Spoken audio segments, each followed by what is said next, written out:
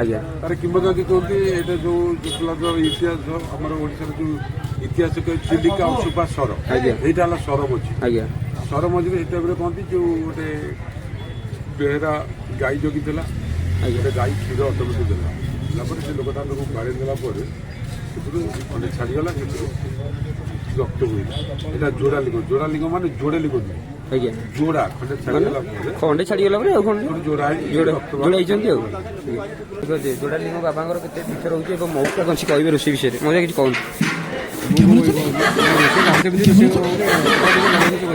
ଆଜ୍ଞା ମଉସା କହିଲେ ଯେ ରୋଷେଇବାସ ପାଇଁ କିଛି କଟାକଟି ସେ ଗାମୁଛା ପିନ୍ଧିକି କରିବା ହିଁ ଉଚିତ ଆଉ ଏଠି ପାଲଟା ପିନ୍ଧିକି କରିପାରିବେନି ଏଠି ଅନୁମତି ନାହିଁ। ମଉସା ଯାହା କହିଲେ ପାଲଟା ପିନ୍ଧିକି ବା ପ୍ୟାଣ୍ଟ ସାର୍ଟ ପିନ୍ଧିକି କେତେବେଳେ ରୋଷେଇବାସ କଟାକଟି ଜିନିଷ କରିପାରିବେନି ପ୍ରଭୁଙ୍କ ପାଖରେ ଯେହେତୁ hello guys finally back to my new channel ଜାଣିଥିବେ ଆଜିର ମୋ ୟୁଟ୍ୟୁବ୍ ଚ୍ୟାନେଲ୍ ଦେଖିପାରୁଥିବେ ଆଜି ଆମେ ପହଞ୍ଚି ସାରିଛୁ ବାବା ଲିଙ୍ଗ ଯୋଡ଼ାଲିଙ୍ଗଙ୍କ ପାଖରେ ଆମେ ଦୁଇ ଭାଇ ଆସିଥିଲୁ ଦେଖିପାରୁଥିବେ ଆମେ ଆଜି ସଂକ୍ରାନ୍ତି ପାଳିଥିଲା ନନାଙ୍କର ମୁଁ ଆସି କହିଥିଲି ଏଠି ଆସିଥିଲୁ ଆମେ ଯୋଡ଼ାଲିଙ୍ଗ ମଧ୍ୟ ଆସି ପହଞ୍ଚାଇଥିଲୁ ଆଉ ଆଗକୁ ଯିବା ଦେଖିବା ଯୋଡ଼ାଲିଙ୍ଗ ଭିତରେ କ'ଣ ଲୋକ କହନ୍ତି ଖୋଲା ଆକାଶ ତଳେ ବାବା ବିଜୟମାନ ଆମେ ଦେଖିବା ଚାଲନ୍ତୁ ଦେଖୁଥିବେ ଗାଇସ୍ ଏଠାରେ ଯୋଡ଼ାଲିଙ୍ଗକୁ ରାସ୍ତା ଏବଂ ଆମେ ମଧ୍ୟ ଆସି ପହଞ୍ଚି ସାରିଛୁ ଯୋଡ଼ାଲିଙ୍ଗ ବାବାଙ୍କ ପାଖରେ ଚାଲନ୍ତୁ ଆମେ ଯିବା ଯୋଡ଼ାଲିଙ୍ଗ ପାଖକୁ ଆସନ୍ତୁ ଗାଇସ୍ ଆମେ ଏବେ ଚାଲିଲୁ ଦେଖିପାରୁଥିବେ ଯୋଡ଼ାଲିଙ୍ଗ ପାଖକୁ ଗାଇସ୍ ଆମେ ଚାଲିଲୁ ବାବା ଯୋଡ଼ାଲିଙ୍ଗ ରାସ୍ତା ଇଏ ଦେଖିପାରୁଥିବେ ଗାଇସ୍ ଆମେ ମଧ୍ୟ ଆସି ପହଞ୍ଚି ସାରିଛୁ ଯୋଡ଼ାଲିଙ୍ଗ ପାଖରେ ଦେଖିପାରୁଥିବେ ବାବା ଯୋଡ଼ାଲିଙ୍ଗ ପାଖରେ ବହୁତ ସାରା ଭୋଗ ଦୋକାନ ମଧ୍ୟ ରହୁଛି ଏବଂ ବହୁତ ଭୋଗ ଦୋକାନ ରହୁଛି ତାପରେ ବାବାଙ୍କର ମେନ୍ ହେଲା ଏଇଟା ଦେଖିଥିବେ ବାବାଙ୍କ କଦଳୀ ଆଉ ମଉସା ଏଇଟା କ'ଣ ନବାକ ବାବାଙ୍କର ମେନ୍ କ୍ଷୀର କେଶର ଲାଗି ଏବଂ ଶିରକ ଅବତ ବହୁତ ମାତ୍ରାରେ ଲାଗି କରୁଛନ୍ତି ଲୋକମାନେ ଏବଂ ମଉସା ବାବାଙ୍କ ବିଷୟରେ କ'ଣ କିଛି କହିବେ ବାବାଙ୍କ ବିଷୟରେ କିଛି କହୁନାହାନ୍ତି। ଯୋଡ଼ାଲିଙ୍ଗ ବିଷୟରେ ଯୋଡ଼ାଲିଙ୍ଗ ଆମର ହେଲା ପୁରାତନ ପ୍ରାଚୀନ ଠାକୁର ଆଜ୍ଞା ତାର କିମ୍ବଦନ୍ତୀ କୁହନ୍ତି ଏଇଟା ଯୋଉ ଇତିହାସ ଆମର ଓଡ଼ିଶାର ଯୋଉ ଇତିହାସ ଚିଲିକା ଅଂଶୁପା ସର ଆଜ୍ଞା ଏଇଟା ହେଲା ସର ମଝି ଆଜ୍ଞା ସର ମଝିରେ ସେଇ ଟାଇମ୍ରେ କହନ୍ତି ଯୋଉ ଗୋଟେ ବେହେରା ଗାଈ ଜଗିଥିଲା ଗୋଟେ ଗାଈ କ୍ଷୀର ଅଟୋମେଟିକ୍ ଦେଲା ତାପରେ ସେ ଲୋକଟା ତାକୁ ବାଡ଼େଇ ଦେଲା ପରେ ସେଥିରୁ ଖଣ୍ଡେ ଛାଡ଼ିଗଲା ସେଥିରୁ ରକ୍ତ ବୋହିଲା ଏଇଟା ଯୋଡ଼ାଲିଙ୍ଗ ମାନେ ଯୋଡ଼େ ଲିଙ୍ଗ ନୁହେଁ ଆଜ୍ଞା ଯୋଡ଼ା ଖଣ୍ଡେ ଛାଡ଼ିଗଲା ପରେ ଖଣ୍ଡେ ଛାଡ଼ିଗଲା ପରେ ଆଉ ଖଣ୍ଡେ ଯୋଡ଼ା ହେଇକି ରକ୍ତ ଯୋଡ଼ା ହେଇଛନ୍ତି ଆଉ ପ୍ରତ୍ୟେକ ଠାକୁର ଗୁଆରିଆ ବିକ୍ରି ରହୁଛନ୍ତି ଆଜ୍ଞା ଏମିତି ମଉସା କିଛି କହିଲେ ଏବଂ ମଉସାଙ୍କ କହିବା ମତଲବ ହେଉଛି ଏଠାରେ ଜଣେ ଗାଈ ଥିଲେ ଯାହାଫଳରେ ଗୋଟେ କ୍ଷୀର ବୋହିବା ଭିତରେ ଯୋଡ଼ାଲିଙ୍ଗ ସ୍ଥାପନା ହୋଇଥିଲେ ଏବଂ ବାହାରିଥିଲେ ମଧ୍ୟ ସେ ଏବଂ ଖୋଲା ଆକାଶ ତଳେ ରହୁଛନ୍ତି ଏବଂ ଚାଲନ୍ତୁ ଆମେ ଆଗକୁ ଏବେ ଦେଖିନେବା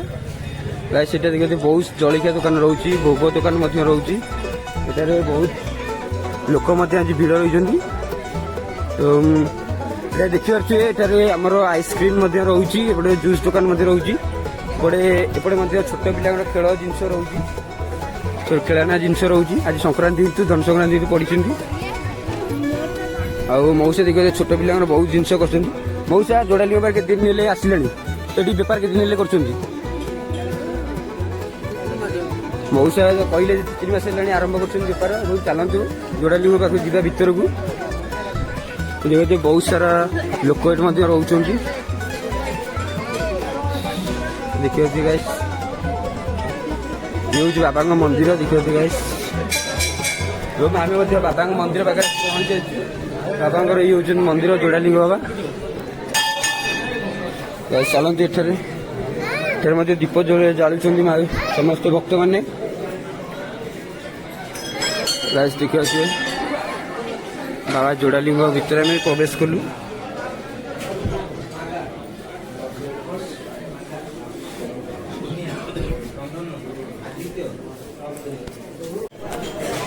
गाइस आम ए पथर जोड़ालिंग भर प्रवेश कलु देखिए गाइस आम ए चलू जोड़ालिंग भर देखिए बाबा को देखिए जोड़ालिंग बाबा पूरा अच्छा विद्यमान एवं आपण मैं देखी देवाई चाहिए गाइस आपण देखी देवाई चाहिए बाबा निश्चिंत खोला आकाश तले रोकते देखिए बाबा गोटे सुंदर बेल गछ तले विजयमान रही बाबा देखिए भाईना पूजा कर एमती किसी रही बाबा विशेषत्व एठारे बाबा पाखे देखिए बाबा गुआ नड़िया बसाई संतान हाँपाई ଏବଂ ବହୁତ ସାରା ମାନସିକ ମଧ୍ୟ ରଖନ୍ତି।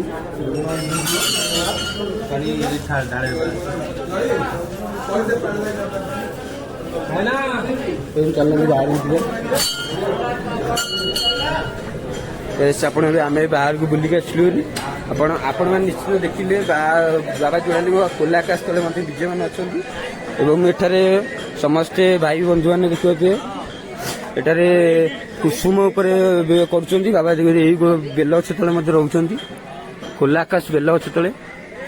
ଏବଂ ଆମେ ମଧ୍ୟ ତା ମଧ୍ୟରେ ଆସି ବୁଲିଲୁ। ପୀଠ ବହୁତ ସୁନ୍ଦର ଅଛି, ଆସନ୍ତୁ ଗୋଟେ ଦେଖିକି ଯାଆନ୍ତୁ। और गाइस यहाँ पर सब संक्रांति पाली रोषेई करा जायछि। देखियो जे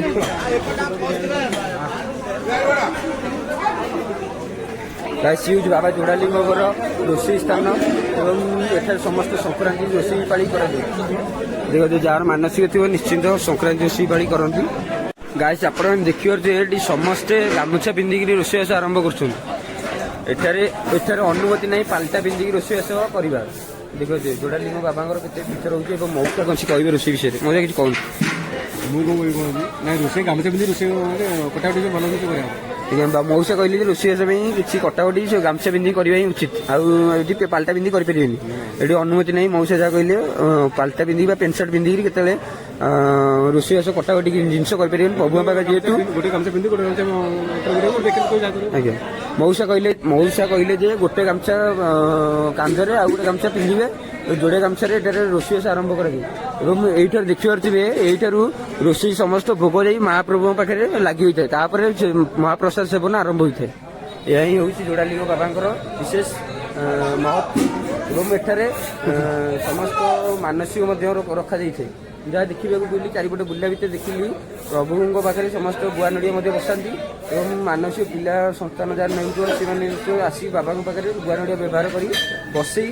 मानसिक पूर्ण है से निश्चय आसी भोग करती। एठारे संक्रांति पाली समस्त भाई बंधु मैंने जो मैंने अच्छा समस्त रोषेईबास कार्यक्रम आरंभ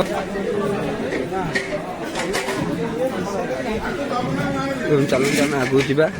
देखिए।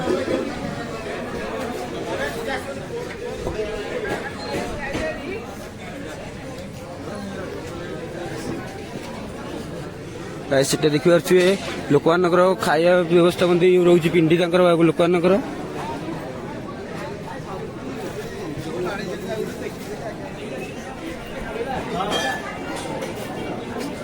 और गाइस ये हूँ जोड़ालिंग बाबा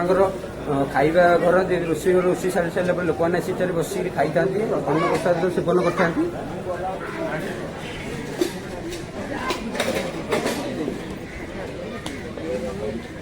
गाइस आउ कौन कह निश्चिंत देखिए एठारे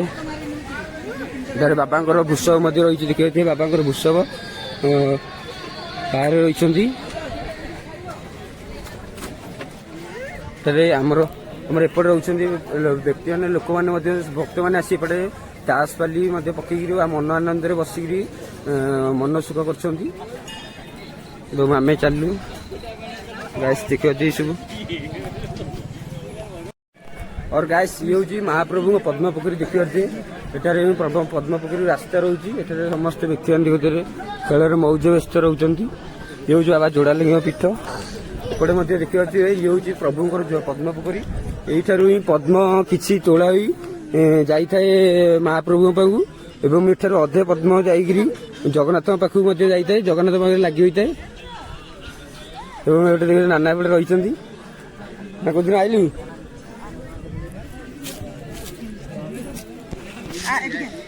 ऐसे भी देखिए एवं एठारे जगन्नाथ पाखु पद्म जाए भाई मैंने ट्यूब द्वारा पद्म तोलिकी नहीं था जोड़ालिंग पाखे लगी होता है। चलते जी आग को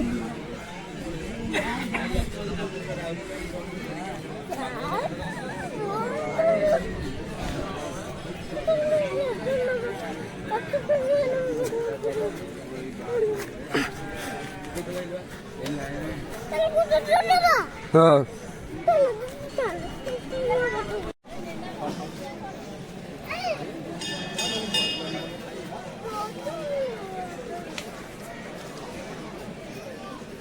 किलोमीटर 55